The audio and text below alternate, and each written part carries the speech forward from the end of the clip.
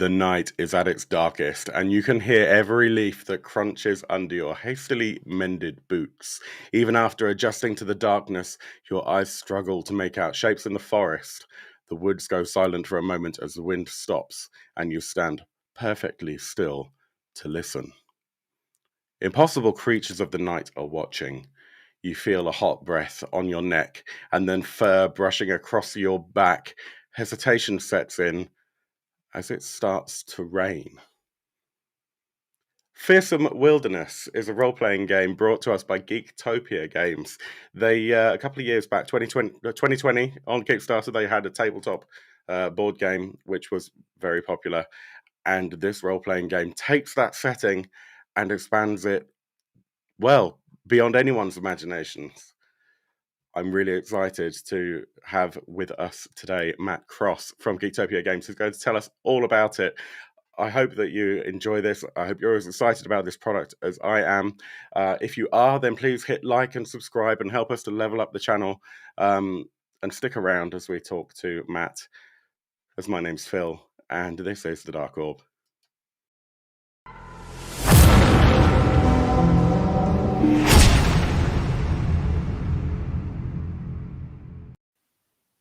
Matt, welcome to the channel. Hey, thanks for having me today. How are Excited you to doing, sir? talk to you. Doing great, doing great. Is it Friday Awesome. yet? It's No? almost there. Unless you're watching this on a Friday, in which case, yes, it is in Yes. fact Friday. Yeah, thank you so much for coming. I'm really, really intrigued by this project. I remember the tabletop game on Kickstarter a couple of years ago, and I really, really wanted to back it, but I just knew that I wouldn't get it to the table. Role-playing games I can get to the table, but board games I just find a lot harder to find the time for. I don't know. I find them less accessible. A lot of people find them more accessible. I have the opposite problem. Um, so the fact that we have a year zero engine role playing game based on that entire world is incredibly exciting to me. Um, but I guess I've got a bit of a head start. I've seen the product before.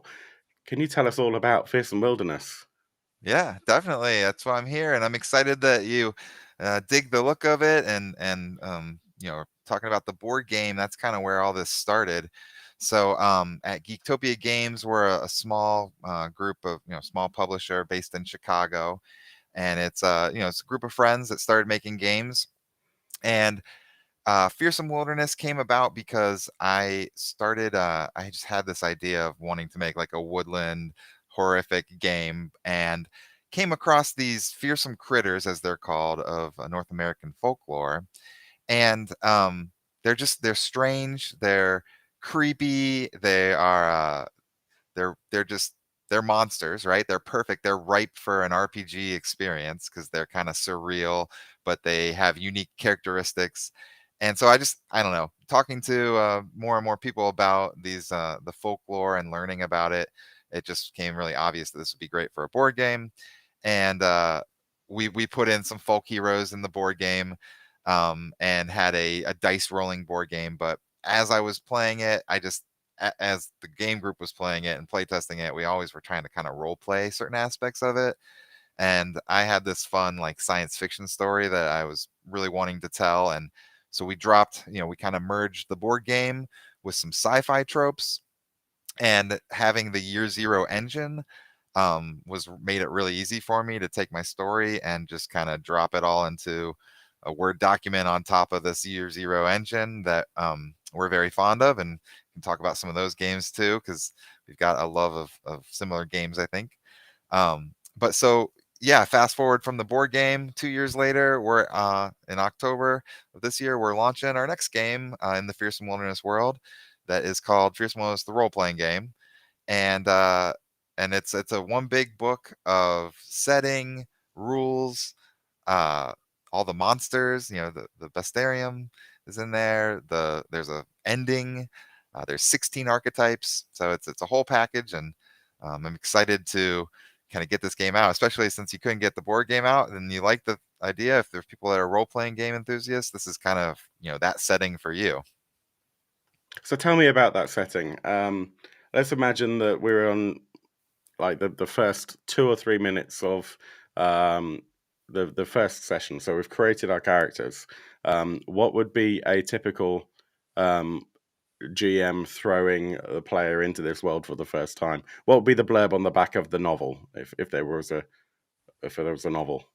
Yeah, yeah, no, that's a great question. I was gonna show, like, the character sheet is sometimes what we Yeah, show that's such a pretty character sheet as well. I sometimes. really like that. I don't know if we can sharing now? Yeah, Okay. And, and so, yeah, we've got, oh, it looks like it paused my video maybe. maybe, Did I break the system? maybe a little bit, but we can still hear you. Okay. So, like you said, the beginning of the game, we set up this kind of prologue scenario, which that's the only thing that you have to go through is, is the, the introduction, and then you're kind of open to explore the wilderness. But in the introduction, it sets the stage. So it is, there we go. I'm back. Thank you. You're back. I'll see if I can share that Yeah, and that we're going to character link to sheet. all this content, and we got a lot of it on Absolutely. our website. So, um, but yeah, basically, um, the game sets it up that you are, these prisoners. You're convicted criminals that are on a spaceship, very much a prison bus style spaceship that is taking you to a prison planet. We say that as prisoners, this is a far future sci-fi setting, and you've been put into extended hibernation for a really long time because prisons are overcrowded. It's a weird, horrible dystopian future, but they're hoping that put you in hibernation, and then in the future maybe we'll have some better prison facilities, better prison experience for everyone, and that does not happen. uh, and that is just the very opening. Is you're awoken, you're told, hey, you're on a, en route to a new planet, or you're just going to be a prisoner there. There we go, there's the character sheet.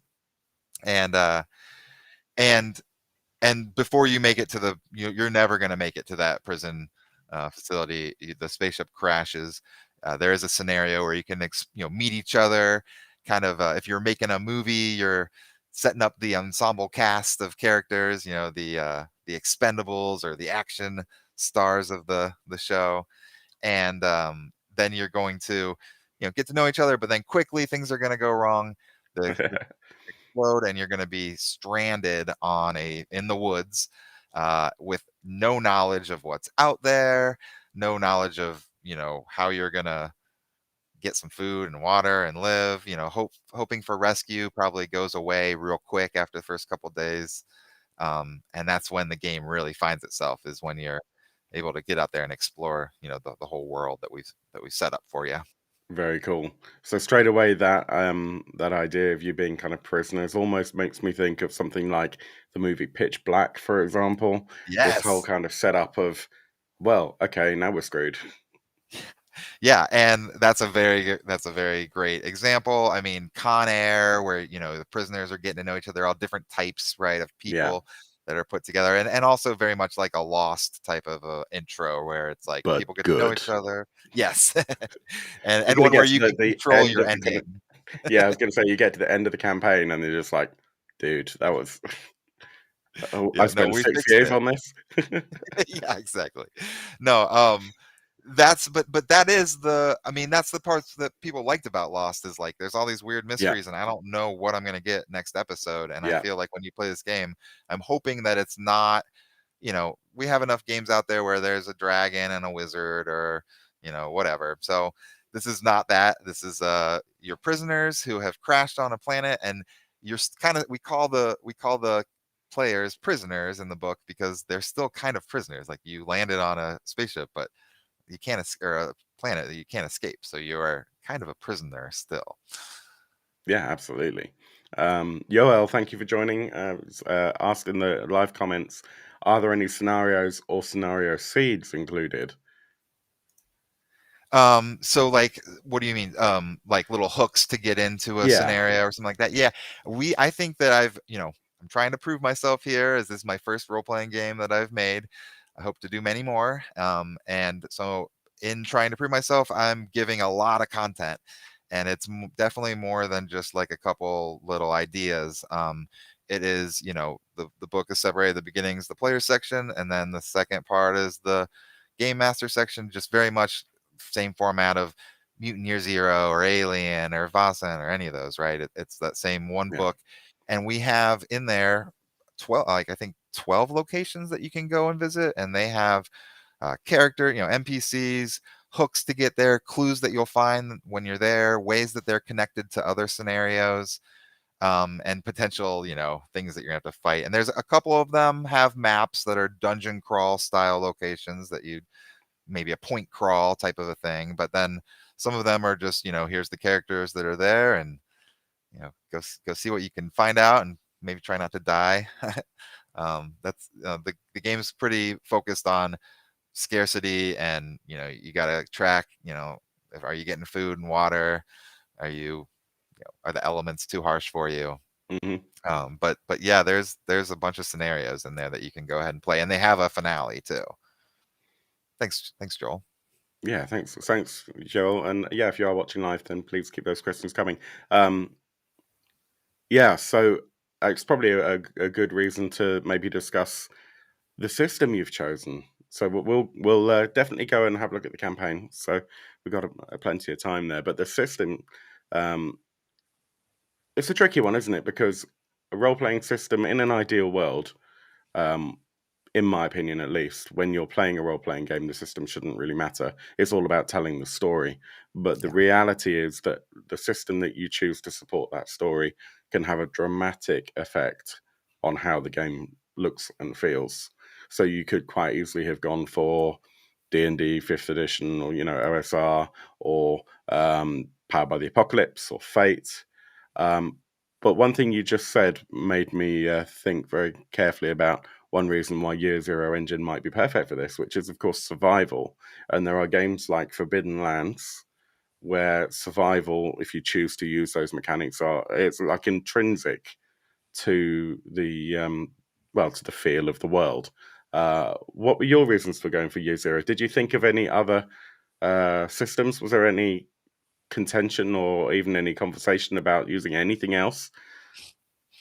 Not really. I mean, after we had worked on it a little while, we thought like, oh, maybe we should have been doing Mork Borg or something. But I didn't want to do that. I wanted to. Um, we had been playing a bunch of Mutant. We're currently playing Nice. Vossen, and I'm starting another campaign where I'm going to be a player, and we're going to do Alien. And I just love these. And went through Tales and things, and so that's what I really like doing, and I like it because it's like making a movie. I kind of Yeah. wanted this to be cut scenes if you want to. So I'm hoping that I found a little bit of a balance on, okay, we have to survive and we got to track certain food and water and stuff, but we also need to deal with like the drudgery that might give someone. So we try to make it where, have when it's fun, role play it, take it serious, like it's realistic. If you have food, it's going to go bad in a couple days if you don't preserve it. So just because you got a bunch of food doesn't mean you're set for life, right? We want you to be able to develop the shelter and get better, but we wanted it to be also like, you're not just role playing like every tree that you chop down and then lay down for each log cabin layer or whatever, right? So we try to keep it creepy. We try to keep some levity in there, right? I think that's really important, where in a horror movie, to have some comedy and some levity, and then we try to make sure that um, you keep the action moving. So Year Zero Engine does that, right? It keeps the action moving. It allows the GM to make rulings and not get bogged down. We chose to go with the OGL and make some changes to it, obviously, but we chose to keep it a little closer to Mutant or Forbidden Lands, where you have Banes on your dice roll, and you have a couple other things that we like about it. So there's a little more crunch to it. There's some combat. There's things like that are in there, but not so much that you're going to get bogged down with combat and it's going to just be like combat heavy game. Um, Forbidden Lands and I guess Mutant Year Zero is a good example of things that I really liked that also made a good fit. Is in Mutant you have your arc, and in Vossen you have your HQ. Well, in here you have your shelter that you can develop and build up and add to, and it doesn't have to be a log cabin. It could be something you construct in the wreckage of the spacecraft that crashed, or a tree house, or find a cave. Got all kinds of different stuff in there, keeping it open for people. But then also then when you leave the ark, the shelter, you've got this big wilderness in some of these free league games where you're doing a hex crawl. And so we've done that was perfect for us where we have a big hex map and you can just go out and we have special sectors, which are those scenarios that the GM can place wherever, but we make recommendations on where, good spots to put that stuff is. And so I don't know if I would have made this game if I didn't have the OGL from Thomas and Free League, and it made it. I really appreciate that they put that out, and I think other people should use it because it's a good system, and it's player centric, story driven. I don't know. You like it too, right, Phil? It's a good system, I think. No, I hate it. It's awful. No, um, a bunch of the stuff on my shelf behind me obviously is Year Zero. In fact, not just Year Zero, but a lot of it is Free League because I really like the world building that they do. I think it's really important to have rich, detailed worlds. You can obviously put as much as you want into the game. You don't have to make the game super lore heavy, but actually having that to draw from as a GM helps you to really understand and flesh things out when you have to be spontaneous, for example. So that's one of the reasons I really love the free league games. And then the Year Zero engine really supports that and gives you so much flexibility, which is and great. and so and so we changed some stuff with it, right? It's not just I had to put my take on it, right? Every free league game's a little bit different, and this is not an Totally. official free league game. It's just uses the Year Zero engine. So we some small changes that we rename some stuff. I wanted endure. That's a big part of surviving, right? And that's Yeah, a yeah, strength type characteristic skill. And then like we wanted make to be in there, but I moved that to wits because that made a little more sense that you're yeah. thinking about what you're making. Crafting is what it is sometimes called in other games, but little tiny stuff like that. One thing that you're looking at right there is like we have a section for food. So if you kill a hare or a squirrel or something, or you find some berries that you can eat, put it down there. If you're prepared it, track it. Don't get bogged down in this. Don't make it painful. But I think that is part of the fun. Is like, hey, there's 6 guys here, and we have a little bit of we have some stew, and then it's gone, um, and so the biggest thing, if you scroll up a little bit on this view, is the biggest thing we added was uh, the nightmare level and the nightmare track, which is across the top Ooh, there. because So this is very much a horror game, isn't it? yes, it's it's an action movie, it's a sci-fi movie or TV show or whatever, but it's horror, right? Like everything should be creepy. The GM should be slow playing the creepiness and talking about what the sounds and smells and everything that makes everything really scary. And we're hoping that nightmares are going to make things a little bit tense and scary too. So when you push your roll, you are pushing yourself, and so that's a mechanic in the game where you're making a re-roll. You didn't get a success, so you're pushing your roll, and you have to check off boxes on this nightmare track. And the first box is always checked, so you're always rolling 1 die. And then as you fill it up, once the track is full, you're gonna go up to level 2, nightmare level 2. There's 8 different levels, and things get worse and worse for the characters as things get more nightmarish and they get more, um, surreal. And so at first, something that happens in the nightmare doesn't necessarily transition over to the real world, but as you level up your nightmare level, yeah, very good. As you level up a little bit, you will find that you're in your dream, you cut your hand and you wake up and your hand's bleeding, or you had a magic or some special item and you wake up and you lost it in your dream, you wake up, it's gone. Eventually you'll start making some fear rolls where a character might have to run away or run at a bad guy or think they see something that they don't. And so basically you'll check these boxes when you push your roll, and that's how many dice you roll anytime you fall asleep or get knocked unconscious. And if you roll a success, you're having a nightmare. And everybody has been in very long extended hibernation as prisoners in the same time in the same place. And so that has done some weird stuff to everyone's mind. And so everyone gets to play the nightmare together a little That's bit. great. I really love Um, that.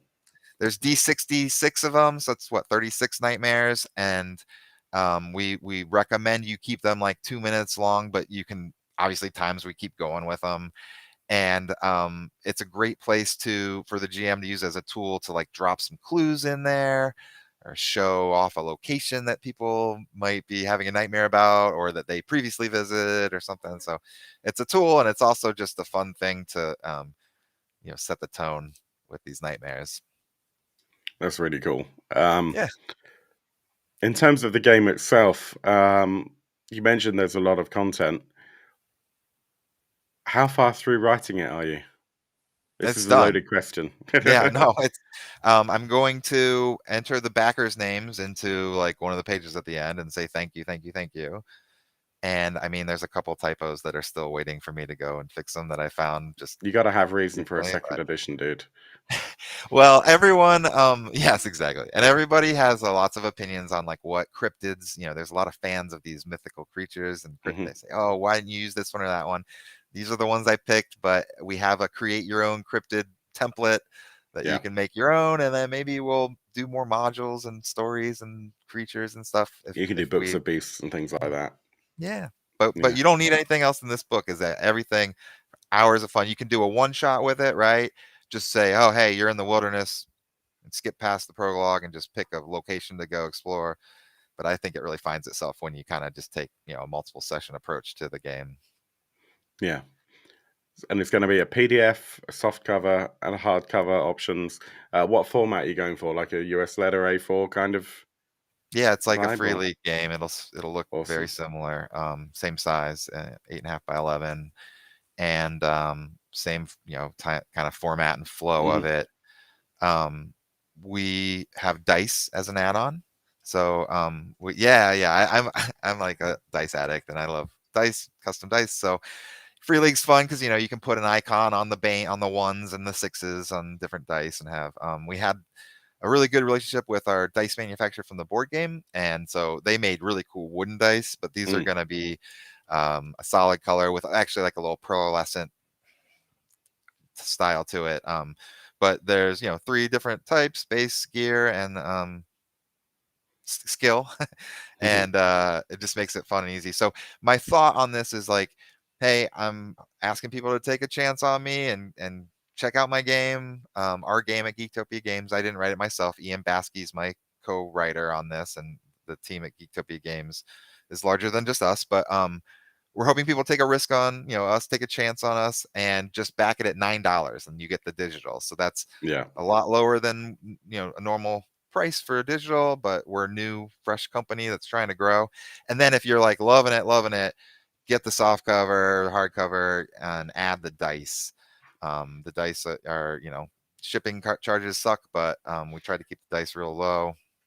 And then if you're a 3D printer, check out all my add-ons for that too, because my personal hobby, which I don't like to distract all the focus from the role playing part of it and the book, and can totally just play this with theater of the mind, right? You don't need pieces in front of you, miniatures or terrain, but we do have a lot of 3D printable stuff because I'm a big fan of 3D printing myself. So. very, very cool. So in terms of the 3D printing, what have you got covered there? Do you have the archetypes? Do you have the monsters, terrain? Yeah. We have a lot of stuff. We have so the board game was first, and during the board game, we were playtesting most of it and everything just with cards, and I think we had standees for a time, and I just really like 3D printing. So we started with like getting a sculptor to make some rocks and some trees that I thought could just be a little extra. And then we said, let's make a jackalope. And then all of a sudden we've, fast forward, we've made all 25 of the fearsome critters that are in both of the games have 3D printable miniatures. And then the 4 folk heroes we were actually able to cast and include with the board game in physical form. But yeah, there's an axe handle hound. Um, this is artwork by Bud Wheeler. It's really He's cool. awesome artist that I'm lucky to be able to work with, and so we had this cool art that we owned for the board game and that we wanted to use again. So it's the critters are the same in the board game and the RPG, the fearsome critters, and then you have all the miniatures you can use for them, and then the thing that was a little bit different. So those are from Geektopia Games, those miniatures, and there's also like a log cabin you can 3D print and trees and things like that. an outhouse.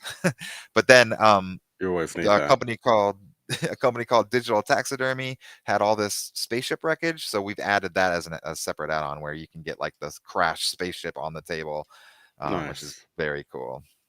Nice. And let's have a little look at the campaign itself. So, as you said earlier on, there's 16 archetypes, And which thanks, are kind of Jerry. I saw your encapsulated. comment. Yeah, 16 different people. So some of them are or different types of people. So some of them are um you'll notice that some of them are like woodsy kind of old west style characters like a fisherman and or a fisher, a farmer, etc. And then some of them are just like criminal style archetypes where it's like, a gambler or a goon, but they're all convicted criminals. You can say that you're innocent, but you all got convicted. Yeah. Um and so there, and then that's the scene where you crash onto the wilderness, and that image right there has a bunch of different things that you can go investigate. Nice. um Yeah. You can just make out like ruins, and I guess it's some kind of, looks like a shoreline almost here. yeah, you Um, crash on the lake, which is probably like a good thing because you got some water and fish and then do other but stuff there. haha, So it's a you saltwater lake. so scroll down, you'll see the map, and you got the lake on Oh the yeah, yeah. edge. There we So go. you're up against there's the lake, and then everything else is hexes that you can randomly generate. I've put it into a website so you can just click it and have it make all the dice rolls for you, or just go in the book and roll weather, terrain, client, all that stuff. And just, you know, um, halfway through when you get this game, or when you're playing this game, like maybe not even halfway, like once you're out there in the wilderness, you're going to start realizing like some stuff just doesn't add up. Like, Yeah. why did we crash here? Is there a little wire going up a tree and there's a camera looking at you, like weird stuff that you're going to Awesome. start needing to kind of uncover. The secret reality is what we call it. And so once people realize the secret reality, the game will change a little bit and you'll be able to either go on, finish it up, or maybe just keep messing around in the wilderness. And we got 120 backers, so I'm really, really happy about it, Yeah. and getting Yeah. more each day. So Yeah, it's a great product. I'm not afraid to say that I've backed it in at the hardcover. And Jerry, thank you for joining. Has also said Free League just became my favorite publisher. Happy to support a company based on their work. $34 for hardcover is a great price. I agree, it's a great price. And there's like 250 or so pages at this point. And yeah, I've had a look through the PDF. It is great. It's really nice. It's very well laid out and very easy to read. Truman Show in space. Yeah, that's great. I like that. Cabin in the Woods is a good example of it, right? Where it's like a Yeah, horror movie, but you're like, it's not just that. There's something else going on. We say it's sometimes it's like The Running Man, where you're a best Arnold criminal. Schwarzenegger film, in my opinion. Yeah. It's probably my favorite. And I So rewatched The Witch last night, and I still haven't was seen that. always one of the this movies that, like, it's an A24 movie or whatever, and Yeah, yeah, it's yeah. like the woods, the way they show the woods is just like, you should watch that movie before you play this game because it's I like, think every GM should spend a bunch of time watching A24 movies because there's something about the films that they put out that is just, it's out there. It reminds me a lot of the films from the early 80s. Well, their style reminds me a lot of the films from the early 80s, like Excalibur and that sort of thing. Mhm. But now, and they really know how to paint atmosphere in a way that I think not a lot of other companies are doing consistently. I So agree. yeah, The and lighthouse, that's one too, right? yeah, That's so great. We should make that. I should have put a lighthouse in this game. What was I thinking? All right, it's okay. I'll do You it. you can, like, for the next book. Add a module later. Yeah, But absolutely. yeah, no, it's we want to keep it really like horror movie, and it's October right now, so it's the perfect time to Yeah, like get in spooky season. Um, absolutely.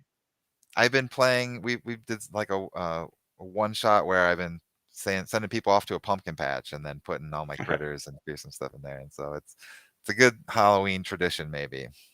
And you mentioned that the critters are based on creatures from American folklore. How did you choose those? And are there any particular critters that you are really proud to have brought in? Is there anything that? Uh, Here's a better question: which of the creatures in Fearsome Wilderness do you find the most scary? Oh, that's a great question. Um, and I saw Jerry saying he's near Chicago. I'm in Chicago, so yeah, we should do some demos of this. So let me, before I answer your question about which is the scariest to me, because I think I kind of know, but the critters, I have to give a shout out to lumberwoods.org. Len Wood, who runs that site, was really, really helpful. These are all public domain creatures, so I'm a big fan of public domain too. I think it's cool to use that. So um, we had just been talking about how they're good. They're they're ready for stats, right? They need RPG stats. These are great monsters, and that a lot of times people think of them as kind of like a kid or a child type thing, or like Disney or something. David, the old West Disney stuff. Paul Bunyan has Disney movies and stuff, right? Like cartoons. And we just wanted to make this more grown up. We wanted to make it like a horror, like we thought these are creepy creatures. The Snallygaster, for example, it's a big flying beast with tentacles coming out of its mouth. And I love all the friends I've made talking about these critters. Sarah with the Snallygaster Museum is going to be on PBS upcoming and talking about the Snallygaster, and going to be talking about the game a little bit too, which is cool. But so the Snallygaster is my favorite. It's not not the one I'm most afraid of. Like the ball-tailed cats, you'll notice there's like multiple of them, and they have like some of them have different tails or different like appearances. But like that's pretty creepy to me. That like a big cat, like not like a little cat, but like a big tiger with a big ball that it could like whip you is pretty scary. The Glowwalkus is really scary because if you look at it, it'll like wipe your memory basically. And the Gumbaroo is scary because it explodes. So there's not like a good way to kill it. Like you need to like use fire to kill it, but then it's gonna just blow up because it's got That's really thick amazing. skin. So yeah, I mean those are just kind of like some little bit of what you can find in the game, and I mean even just reading through, there's 25 different creatures, and Bigfoot's not one of them. They're all weird ones with weird names. The Dungaven Hooter is like a big alligator, but he doesn't have a mouth. He just has these big nostrils. So they feel like a nightmare, right? They defy the laws of nature and physics. So they deserve, They they shouldn't be deserve a mundane. nightmarish This is game. horror. Yeah. Yep. Um, just scrolling through as well to see Yeah. what else we've got. So, one thing that I've definitely noticed, that I know that a lot of our friends on our Discord, and the link is below if you want to come and talk to us on Discord, by the way. Um, I'm in and there. yeah, solo rules. I love, so like the board game that we made is cooperative, but it's a solo game because you can just play with one person, and we play a ton of games. um Kingdom Death is like my favorite game ever, so I have to give that like a Wow. little like we're about to start that back up again too. But so I play games solo, I play them with friends. I think it's awesome. And so I didn't really want to reinvent, like I didn't invent these game rules. I used the OGL, and so I didn't really want to make my own solo rules for this. And so I reached out to Parts Per Million Games, who has made solo versions for like Mutant and other Free League games, and it's a really elegant system where you're rolling some dice and kind of answering questions that way. And so that's going to be sold separately. That's not mine.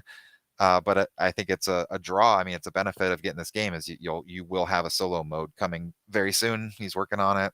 I had to get in line, but they're gonna make that, and so that'll Yeah, be, take a ticket.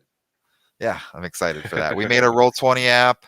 There's Very lots of little nice. stuff, like we made a solo mode for people. I'm trying to just not hold anything back and give everybody a good experience with this game.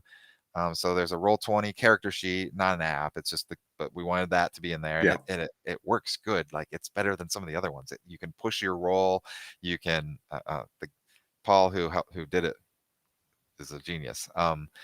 And then we have the solo mode, and there's also a skirmish game that's sold separately, but it's by Kevin at KRD Designs, who made Forbidden Psalm.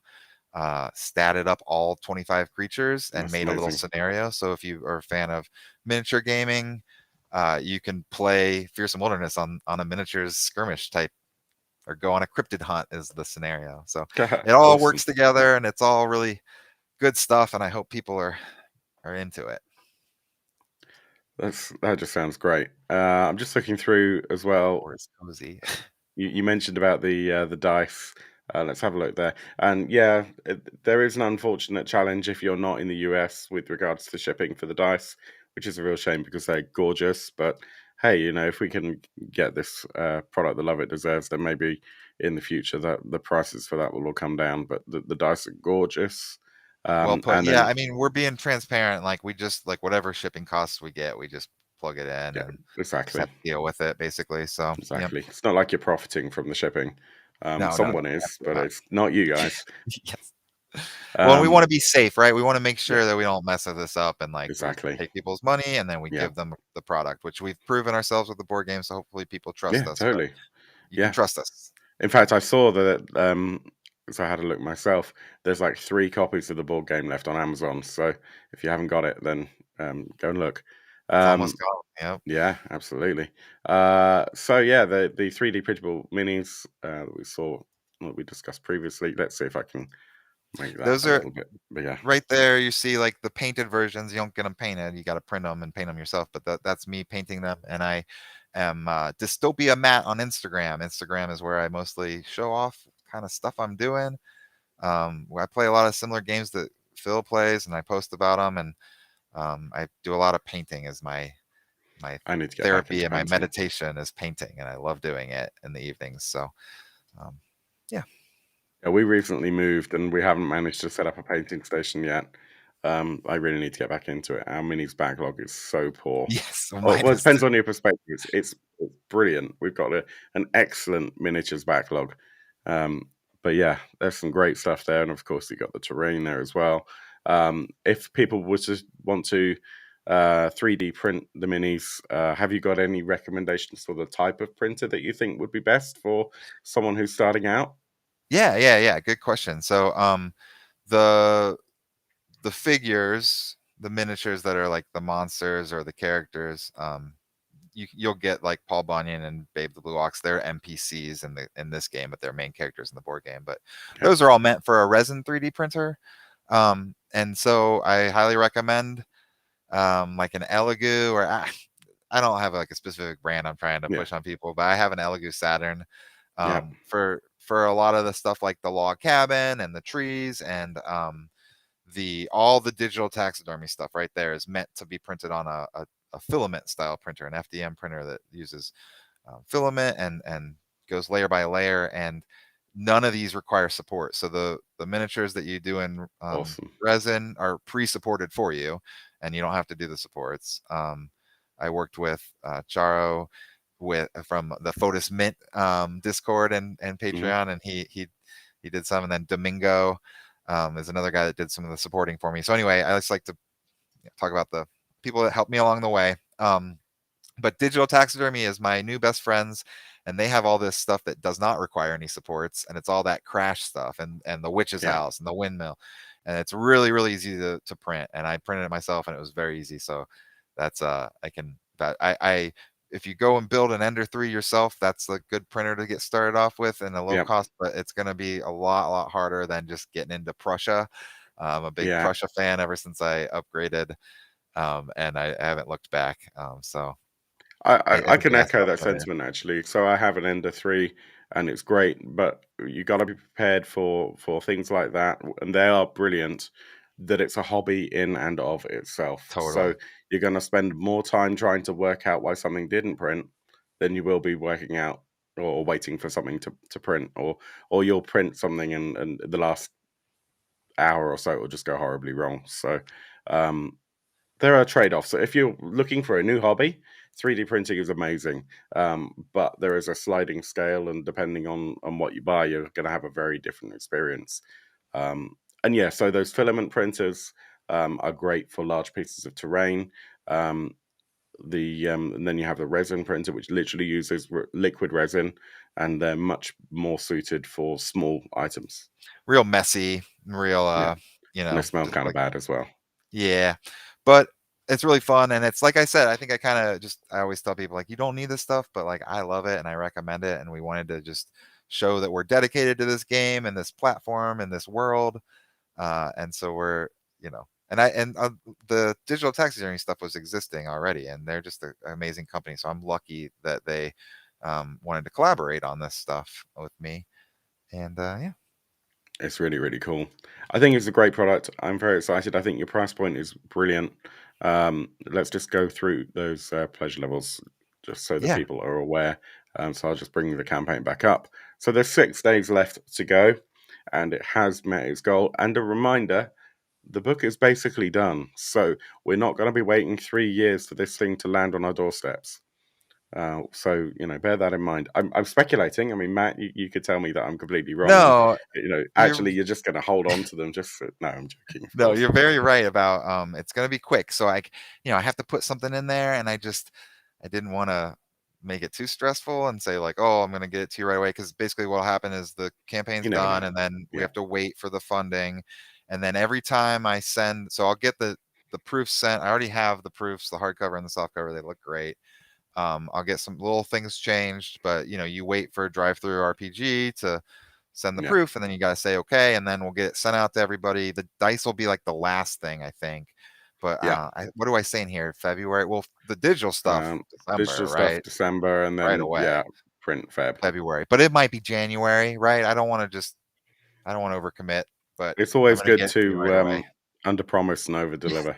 That's exactly what I want to do with this. So, And yep. there are many companies that still haven't managed to nail that. So I think it seems like a reasonable kind of guesstimate, given that basically everything is done.